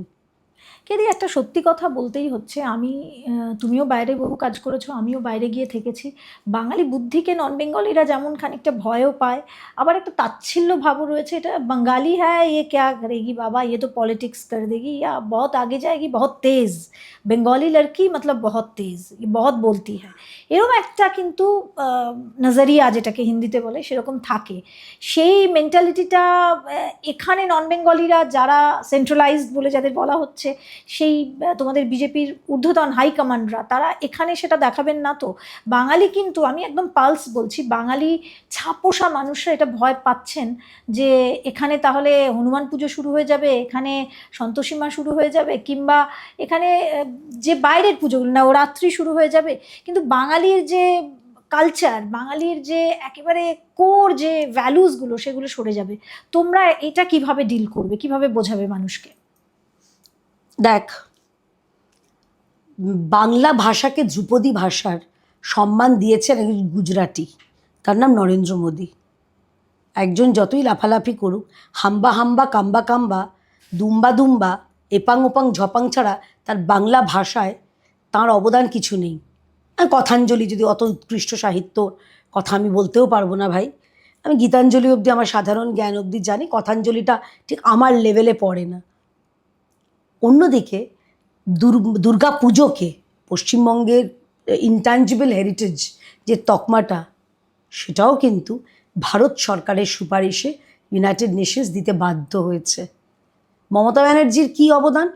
তুই কোশমিনকালে দেখেছিলি মা দুর্গাকে এরকম প্যারেড করে হাঁটানো, কার্নিভ্যাল? এটা কি? এটা পশ্চিমবঙ্গে মমতা ব্যানার্জির অবদান। আচ্ছা, তৃতীয়, সন্তোষী মা বলে একটা সিনেমা হয়েছে, তোর মনে আছে? অনেক বছর আগে, তুই জন্মেছিলি কিনা জানি না, আমার খুব ছোট ছিলাম বোধহয়। সেই সময় পশ্চিমবঙ্গে ঘরে ঘরে সন্তোষী মা পুজো, শুক্রবার কেউ টক খাবে না, এ খাবে না, ও খাবে না। তখন কোন বিজেপি ছিল রে? গণেশ পুজো পশ্চিমবঙ্গে যতগুলো তৃণমূল নেতার বাড়িতে হয়, তার একটা হিসাব তুই খোঁজ, চোখ কান মেললেই বুঝতে পারবি। এখানে হচ্ছে ওই বাংলা, মানে কে বাঙালি কে বাঙালি নয়। লক্ষ্মীর 4 হাত হলে অবাঙালি, 2 হাত হলে বাঙালি। এটা কি ছ্যাবলামি চলছে? কার্তিক ঠাকুর আমাদের, মা দুর্গার অন্য ছেলে গণেশ বহিরাগত। এটা বাঙালিরাই আমরা পারি। কিন্তু তোমরা কি আশ্বস্ত করতে পারছো? এটা কিন্তু একটা মানে আচ্ছা, আমাকে একটা জিনিস বল, মানে উল্টে এখন তো দিল্লিতে তো বিজেপি সরকার বা কেন্দ্রীয় সরকার, তুই দিল্লিতে বল, বিহারে মিথিলাঞ্চলে যেভাবে দুর্গাপুজো হয়, ওদের পশ্চিমবঙ্গকে হার মানিয়ে দেবে একদম। আচ্ছা, তুই গুজরাটে যা, এবং চিত্তরঞ্জন পার্ক ভীষণ রকম ভাবে পার্টিসিপেট করে। হ্যাঁ, চিত্তরঞ্জন পার্কে আমি এবারে পার্টির কাজে গেছিলাম, সেখানে মানে আমাদের থেকেও বেশি তাদের সেই, আমার খুব ভালো লাগলো। বরং আমরা সেই কমপ্লেক্সে সবাই মিলে সাংস্কৃতিক অনুষ্ঠান, বাচ্চারা কি করবে, দাদারা কি করবে, বৌদিরা কি করবে, অনেকগুলো হয়, অনেকগুলো। মানে আমি ভাবছি আমরা যেটাকে ধর কত আগে ছেড়ে, এখন তো থিম পুজো দাপটে এইগুলো, এই ফ্লেভারটাই চলে গেছে, তো সেগুলো আছে একদম। এবং সব থেকে বড় কথা, ওদের সিআর পার্কে একটা 1 মাস ধরে একটা মেলা হয় পুজোর ঠিক আগে। হ্যাঁ, মানে সেখানে নন বেঙ্গলিরা মানে এত আসে, বাঙালি শাড়ি, এখান থেকে লোকজন যায়। মানে আমি ব্যবসা করব, আমি সেখানে বাঙালি খাবারও খাওয়াবো, এখান থেকে সব দোকানগুলো যায়, বড় বড় দোকান, বিরিয়ানির দোকান, রোলের দোকান, সব ওখানে গিয়ে মিত্র ক্যাফে ট্যাফের স্টল খোলে, ওখানে চপ, সিঙ্গাড়া, মোমো, মোগলাই সব মানুষ খায়। তো বন্ধ কেন হবে? বরং আমি তো বলবো যে বাড়বে। কিন্তু কারণ এবারে বাড়বে, একটা কারণ আছে, বাড়বে কারণ এই যে তৃণমূলের দাদারা চাঁদার জন্য জুলুম করে, সেটা হবে না। মানুষ স্বতঃস্ফূর্তভাবে পুজো করবে। আর দেখ, দিনের শেষে আমরা রাজনৈতিক দল, যেটা বহিরাগত, যাকে বলা হয়, সে দলটার প্রতিষ্ঠাতা বাঙালি, ডক্টর শ্যামাপ্রসাদ মুখার্জি। বাংলার বাঘ আশুতোষ মুখোপাধ্যায়, তাঁর ছেলে শ্যামাপ্রসাদ মুখার্জি। সেই দল দুর্গাপুজো বাধা দেবে? মানে এটা যারা বলছে, এত কষ্টকল্পিত রচনা, মানে ওতে হাম্বা হাম্বাতেই ভালো লাগে, কথাঞ্জলিতেই ভালো লাগে, বাস্তবে লোকে এটাতে ছাগলেও হাসবে, গাধাতেও হাসবে। বিজেপি যদি ক্ষমতায় ফেরে, এটা কিন্তু অনেকেই ভয় পাচ্ছেন যে আমাদের প্রিয় মাছ মাংস বিশেষ করে খেতে পারবো না। এবং আমি তোমাকে তুমি এক্ষুনি অন্য স্টেটের কথা বলছিলে, আমি একটা জায়গার কথা বলি। আমি মুম্বাইয়ে, আমার কিছু বন্ধু বান্ধব আছে। গতবারের দুর্গাপুজোয় মুম্বাইতে মাছ মাংসর একটা স্টল দেওয়া হয়েছিল, মানে কিছু পাকোড়া বা তার জন্য সেই স্টলগুলো বন্ধ করে দেওয়া হয়েছে, এরকম ঘটনাও ঘটেছে। সুতরাং মাংস খেলেই খারাপ, এই একটা নন বেঙ্গলিদের মধ্যে একটা শ্রেণীর মধ্যে কিন্তু আছে, এটা মানতে হবে। সেটা বাংলায় আমরা নিশ্চিন্তে খেতে পারবো তো যদি বিজেপি সরকারে আসে? বিজেপি সরকারে এলে মাছ, মাংস, ডিম যার যা খুশি খাবে। আমি বরং অন্য একটা প্রশ্ন করি, মানে তুই জিজ্ঞেস করলি বলে বলছি। আজকেও দিব্যি মাছের ঝোল ভাত খেয়েই বেরিয়েছি, কারণ এরপরে অনেকগুলো জায়গায় যাব। তুই জিজ্ঞেস করলি বলে বলছি, বরং মমতা ব্যানার্জি জবাব দিন যে পশ্চিমবঙ্গে মাছের যে আমদানিটা বা মাছের যে চাষটা কেন কমে গেছে, মাছ চাষির জন্য তাদের জন্য কি করা হয়েছে, কেন পশ্চিমবঙ্গে আমরা অন্ধ্রের চালানি মাছ খাবো। তুই জানিস গুজরাট থেকে মাছ আসছে, যে গুজরাট প্রাইমারিলি তাদের খাদ্যাভ্যাস, তাদেরকে ওখান থেকে মাছ আসছে পশ্চিমবঙ্গে। মমতা ব্যানার্জি আগে এগুলো জবাব দিক। আর মাছ মাংস বন্ধ হয়ে যাবে বিজেপি এলে না, তৃণমূল থাকলে কিভাবে জানিস তো? মানুষের কাছে টাকা নেই, শিল্প নেই, চাকরি নেই, কি বলছো, উপার্জন নেই। 1000 আছে, 1500 দিয়ে তুই কদিন মাছ খাবি? ওই এক পিস করে হয়ে তো যাবে। সারা 30 দিন তো খেতে পারবি না। বিজেপি এলে তুমি 30 দিন মাছ খাবার অন্তত সে সংস্থানটা করতে পারবে। এখান থেকে আমি আর একটা তোকে বলি, এই যে মিথ্যেটা ছড়ানো হচ্ছে, আসাম, ত্রিপুরা তাদের খাওয়া, আমাদের উড়িষ্যা অলমোস্ট বাঙালিদের মতনই খাওয়া, ভাত মাছ খায়। বিহার তারা মাটন, তাদের চম্পারণ মাটন বিখ্যাত। মিথিলাঞ্চল ওখানে মাছই ওদের, আমাদের যেরকম বিয়ের তত্ত্বে মাছ যায় ওদের ওখানে এক। মহারাষ্ট্র, একজন খুব সুন্দর ভিডিও করে আমি শেয়ার করলাম সোশ্যাল মিডিয়ায়, উনি বলছে আমি মহারাষ্ট্রে থাকি, গুরুগ্রাম সেখানে আমাদের সরকার, নয়ডা আমাদের সরকার। কোন জায়গায় কোন বাঙালি বলেছে? হ্যাঁ, যেটা হয়েছে সেটা অন্যায়। তুই যেই ঘটনাটার কথা বলছিস, আসলে এটাও না কালচারাল ডিফারেন্স। মানে ওরা না নবরাত্রি করে এবং খুব সাত্ত্বিকভাবে 9 দিন না খেয়ে মানে খুব সাধারণ এইসব খেয়ে টেয়ে থাকে 9 দিন। না, এটা অনেক বাঙালিও করে, আমিও করি নবরাত্রি অনেক, এখন অনেকেই করে, এক্স্যাক্টলি।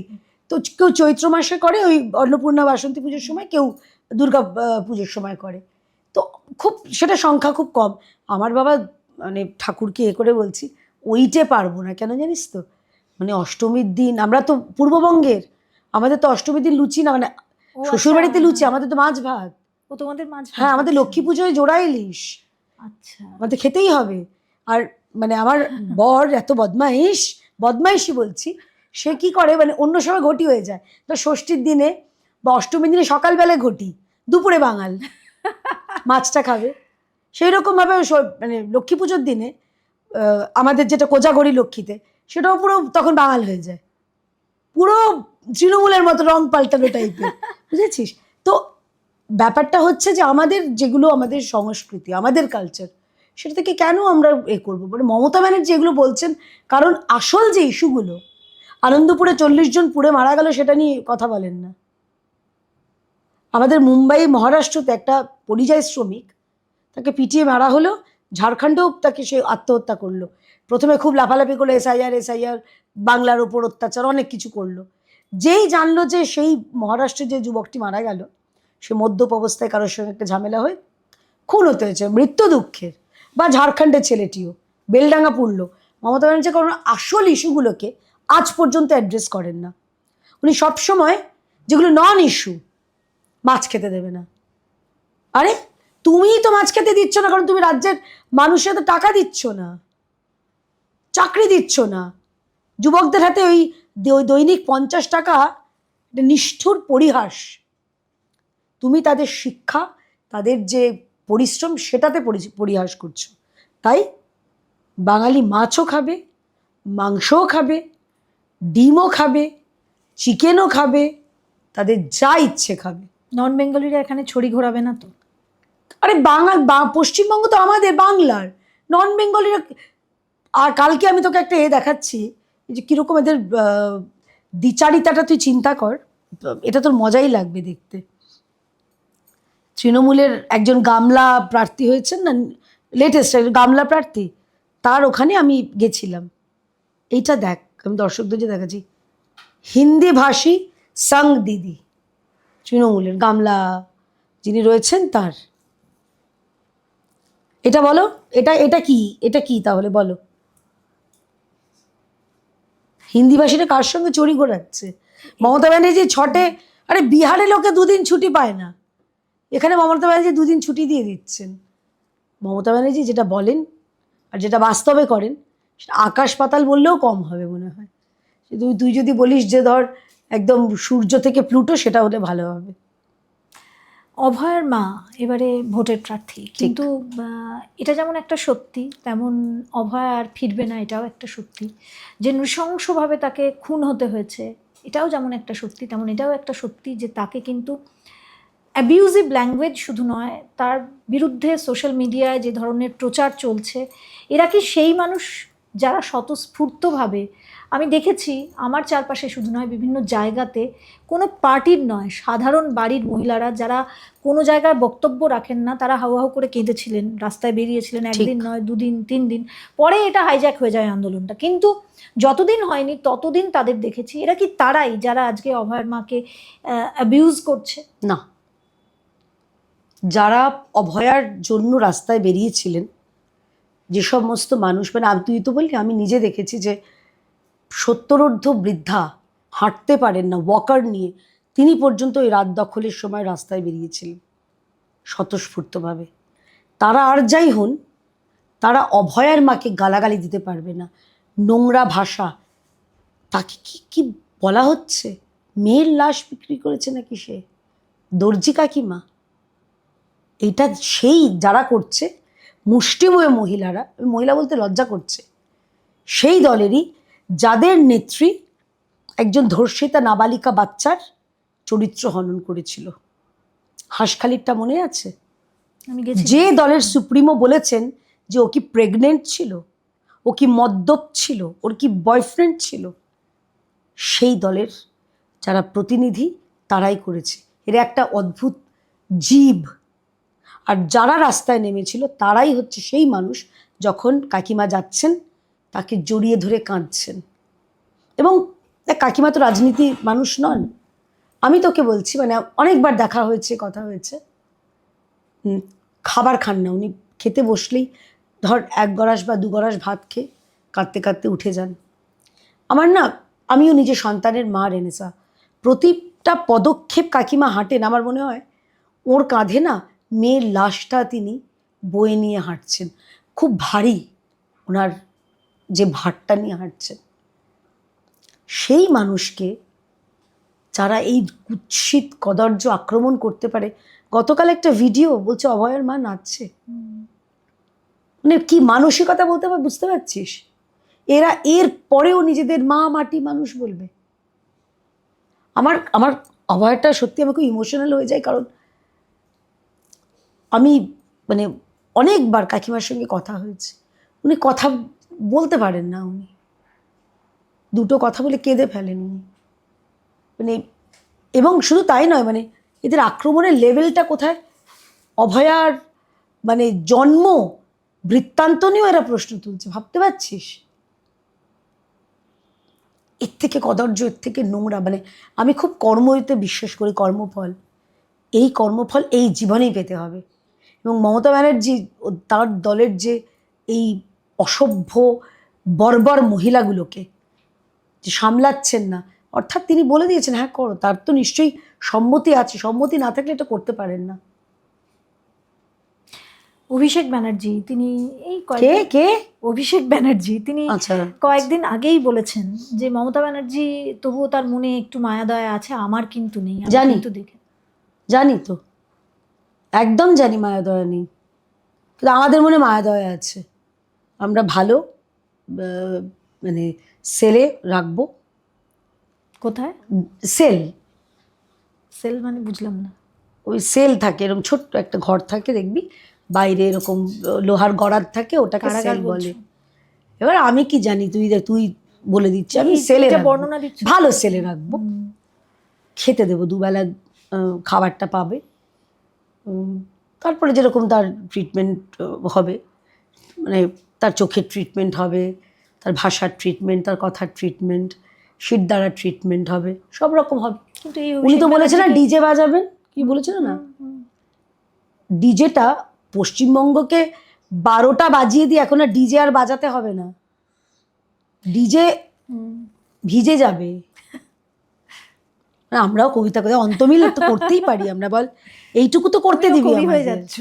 হ্যাঁ, কি করবো বল, এরকম এপাং অপাং জপাং থেকে অন্তত ভালো কবিতা অন্তমিল করতে পারবো, এইটুকু বলতে পারি। কনফিডেন্সটা ওভার কনফিডেন্স হয়ে যাবে না? না না, ওরকম বাবা পাগল, বাড়িতে মুখ দেখাতে পারবো না আমি যদি এরকম ওভার কনফিডেন্স দিয়ে এরকম এপাং ওপাং জপাং হাম্বা হাম্বা বলি। রাজ্যে তুই বলি না বাইরের মানুষ আমাদের বলে ক্যা বাঙ্গাল, এটার জন্যই তো বলে যে আরে তুমি হাম্বা হাম্বা রুম্বা রুম্বা দুম্বা দুম্বা, তুই বলে আরে কবিতাটা কি মানে আগামাথা কি আছে। যাই হোক, কামিং ব্যাক টু অভিষেক, তো পিসি মুখ্যমন্ত্রী থাকলে ওই রকম 500টা পুলিশে ঘেরাটোপে থাকলে ওরকম বহু মামুর মুখ থেকে বহু বচন বেরোয়। মুখ্যমন্ত্রী যখন থাকবেন না পিসি, যখন 500টা সিকিউরিটি থাকবে না, তখন কার কি বচন বেরোবে বোঝা যাবে। আমরা বিরোধী রাজনীতি করি, আমি কোনো সিকিউরিটি নিই না, লাগে না। আমি মনে করি আমি আমি আমি তোমাকে থামিয়ে একটা বল। ছোট্ট প্রশ্ন করি, তুমি ছোট বল। জবাব দাও, যেহেতু বল। পডকাস্টের শেষের দিকে বল। এসেছি আর তোমার সাথে গল্প করতে বসলে প্রচুর বল। সময়, হ্যাঁ, সত্যি সময় কোন দিকে বয়ে যাচ্ছে। এই অভিষেক ব্যানার্জিকেই যখন যুদ্ধ হলো ভারত পাকিস্তানের, এই অভিষেক ব্যানার্জিকেই কিন্তু প্রধানমন্ত্রী তার টিমে নিয়েছিলেন এবং তাকে জাপানে পাঠিয়েছিলেন। ঠিক, একদম সবাইকে তখন নিয়েছিল, তার বিরুদ্ধে অভিযোগ ছিল। সবাইকে নিয়েছিল।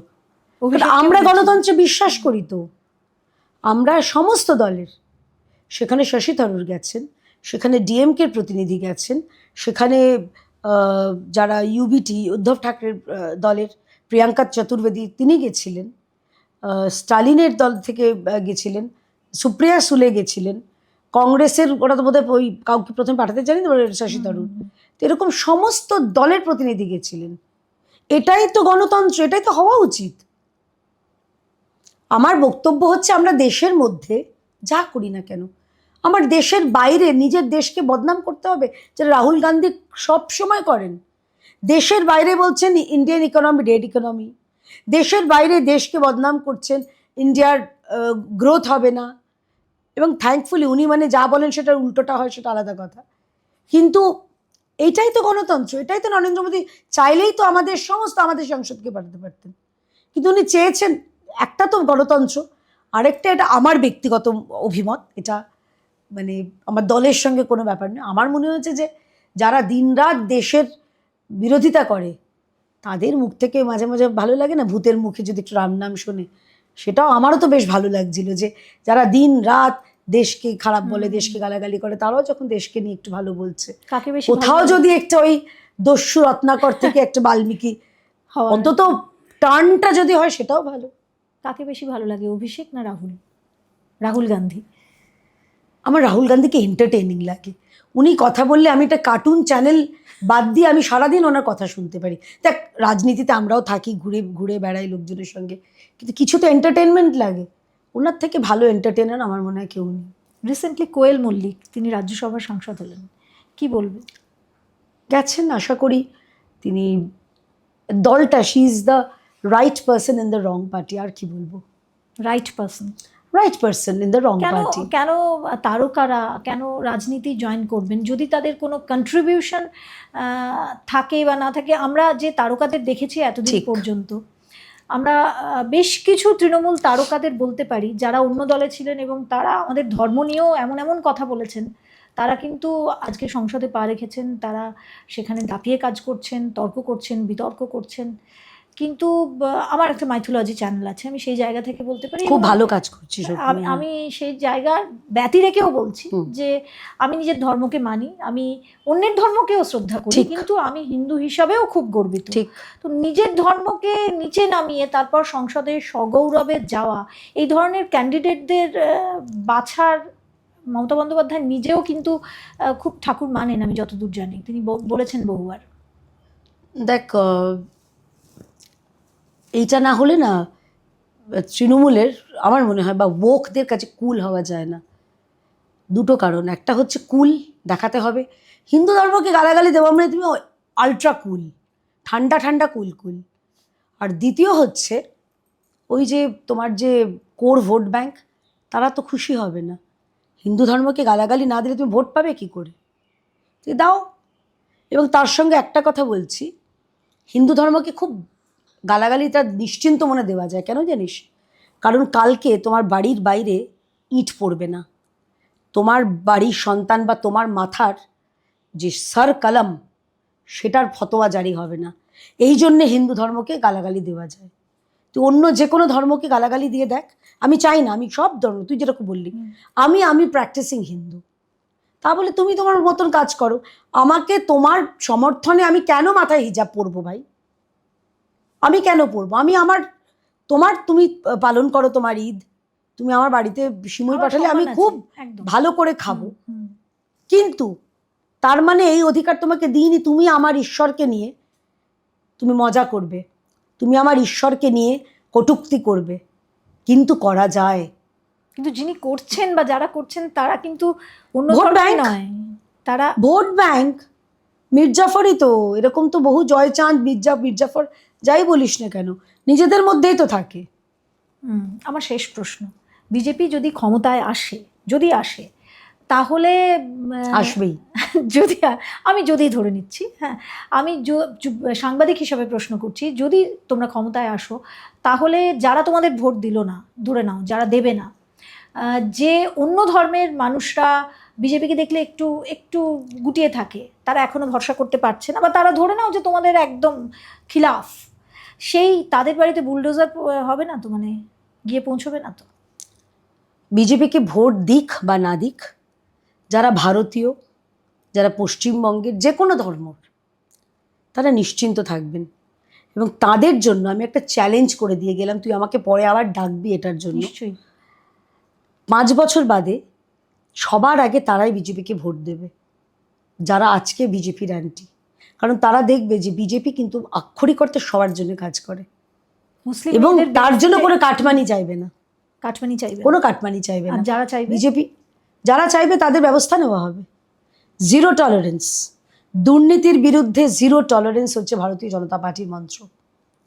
মহিলাদের জন্য, যারা মহিলাদের উপর যে কোনো ধর্ষণ আলটিমেট, আমি এক্সট্রিমটা বলছি না, আমি তারও এতে, তাদের জন্য কঠোরতম সাজা, এটা বিজেপির প্রতিশ্রুতি। এবং যদি কোথাও ধর কাগজ না থাকে বাড়ি জমির, তো সেটা যদি বেআইনি সম্পত্তি হয়, বেআইনি সম্পদ হয়, সেটাকে কেন রাখা হবে না? বহু হিন্দু যাদের কিন্তু এসআইআর এর নাম বাদ গেছে, পরে তারা অ্যাপেলেটে আবেদন করবেন, তারা থাকবে। কোনো শরণার্থী, দেশের মাননীয় প্রধানমন্ত্রী, দেশের মাননীয় স্বরাষ্ট্রমন্ত্রী, তাঁরা যখন বলে দিয়েছেন যে কোনো শরণার্থী, তাদের নাম বাদ যাবে না, তারাও আমার আপনার মতন ভারতীয় নাগরিক, আমার সহ নাগরিক, এর থেকে তো বড় কথা হতে পারে না। ভোট, আমি জানি না কি মাননীয় সুপ্রিম কোর্ট, এবার তো সুপ্রিম কোর্টের হাতে, আমাদের হাতে তো নেই। কিন্তু তাদের ফিরিয়ে দেওয়া হবে না। কেন ফিরিয়ে দেওয়া হবে? বললাম, পশ্চিমবঙ্গে থেকে কোনো শরণার্থী যাবেন না, আর পশ্চিমবঙ্গে কোনো অন্যায়ভাবে অনুপ্রবেশকারী থাকবে না, এটা বিজেপির প্রতিশ্রুতি। একদম, তুমি আছো, আমার এত প্রশ্ন করতে ইচ্ছা করছে, একটা শেষ প্রশ্ন করি। হিন্দুদের নিয়ে আমরা অনেক কথা বললাম, মুসলিম মেয়েদের জন্য, তারা ভীষণ ট্যালেন্টেড হয়, এবং তারা মনে করা হয়, অনেকে বলেন যে হিন্দু মেয়েদের মতন তারা অতটা এগিয়ে আসতে পারেন না, যে কোনো কারণেই হোক, এরকম একটা অভিযোগ রয়েছে। তাদেরকে শিক্ষার আলোয় আনা, তাদেরকে চাকরি বাকরি সব কিছুতে এগিয়ে দেওয়ার জন্য বিজেপি কি কাজ করবে এই রাজ্যে? কারণ এই রাজ্যে কিন্তু মুসলিমও যথেষ্ট রয়েছে। তোকে একটা পরিসংখ্যান দিচ্ছি। পশ্চিমবঙ্গে যে মুদ্রা লোন দেওয়া হয়েছে, সেই মুদ্রা লোনের গ্রহীতারা হচ্ছে মেয়েদের, ছেলে মেয়ে মিশিয়ে, আমি যদি 50% ধরি, সে মেয়েরা যত সংখ্যক মেয়েরা পেয়েছেন, তার 60% মুদ্রা লোন মুসলিম মেয়েরা পেয়েছে। ইয়েস, বেশি দূরে নয়, আমাদের উত্তর কলকাতার ওই শ্যামবাজারের দিকে একটি মেয়ে, সে মুদ্রা লোন নিয়ে সে 4টে সেলাই মেশিন নিয়ে একটা তার দোকান করেছিল, 16টা সেলাই মেশিন এখন তার। আজকের এপিসোড এখানেই শেষ করছি, আর কথা দিচ্ছি আরও একটা এপিসোড নিয়ে ফিরছি। আজ আমি কিছু বলবো না, কারণ এগুলো বলা আমার মনে হয় আমার একেবারেই উচিত নয়। তবে সামনেই ভোট, আপনাদের যার যেমন ইচ্ছা সেভাবেই আপনারা ভোটিং কেন্দ্রে চলে যাবেন, ভোট দেবেন এবং গণতন্ত্রের জয় হোক। এবং আমরা ফোর্থ পিলার হিসাবে তার প্রতি দায়বদ্ধ। তাই এখান থেকে প্রত্যেক মানুষের কথা, প্রত্যেক দলের কথা সামনে রাখার চেষ্টা করি। তবে কে আসবেন কে আসবেন না সেটা তার ব্যাপার। কেয়াদির কাছে এই অফার আমি রেখেছিলাম যাতে আমার পডকাস্টে আসেন, তিনি এসেছেন, তার জন্য তাকে অনেক ধন্যবাদ। কেয়াদি, অনেক ধন্যবাদ তোমাকে যে তুমি এতটা ভালো ব্যস্ত লাগলো, সময়ের খুব মধ্যে ভালো এসেছো। লাগলো। দেখ, তোকে শুরুতেই বলেছিলাম একটু ভয়ে ছিলাম, কিন্তু তোর প্রশ্নগুলো স্বাভাবিক, তুই খুব ভালো সাংবাদিক। Thank you. কিন্তু আশা করছি যে যেটা আমার দলের কথা বা আমাদের মনের কথা, বাঙালি হিসেবে, একজন মেয়ে হিসেবে, সে আশা করছি তোর দর্শকদের কাছে তুলে ধরতে পেরেছি। একদম। এই কন্টেন্ট যদি আপনাদের ভালো লাগে, এই পডকাস্টটা, তাহলে লাইক শেয়ার করতে ভুলবেন না। আর কমেন্ট সেকশন খোলা আছে, আপনারা অবশ্যই মতামত দিতে পারেন। তবে হ্যাঁ, একটা কথা যেটা আমরা এখানেই আলোচনা করছিলাম, যে শালীনতা বজায় রেখে করবেন, কারণ আলোচনায় যিনি রয়েছেন তিনি একজন মহিলা, এবং যিনি করছেন, যিনি কথা বলছেন, যার পডকাস্ট এটা, তিনিও একজন মহিলা। সুতরাং মহিলা হিসাবে আমরা এই পডকাস্টটা আপনাদের সামনে আনলাম। শালীনতার সেই মাত্রাটুকু বজায় রাখবেন। সবাই ভালো থাকবেন, আর এই কন্টেন্টটাকে, এই পডকাস্টটাকে দিকে দিকে ছড়িয়ে দেবেন। সঙ্গে আপনাদের প্রশ্ন যদি থাকে অবশ্যই কমেন্টে করবেন। আমি আশা করব যে আপনারা যে প্রশ্নগুলো করবেন সেটাকে এদের কাছে পাঠিয়ে দেবো, এবং তার কিছু উত্তর নিশ্চয়ই দিতে পারবো। আর অবশ্যই চ্যানেলটাকে সাবস্ক্রাইব করে নেবেন। আরও একটা পডকাস্ট নিয়ে খুব শিগগিরই হাজির হয়ে যাব। নমস্কার। নমস্কার।